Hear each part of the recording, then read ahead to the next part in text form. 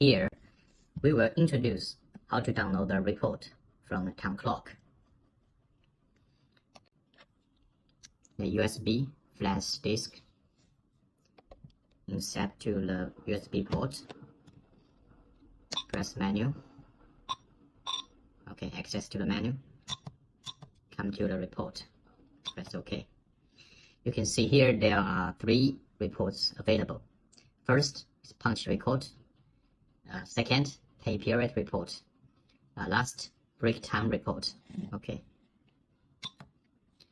Here is punch record. You can choose which date you want start and which date is the end date. Start here in December 1st, December 7th. Okay, then press OK.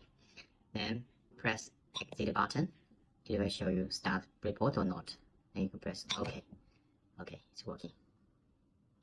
Now, the same, we can come to download the pay period report.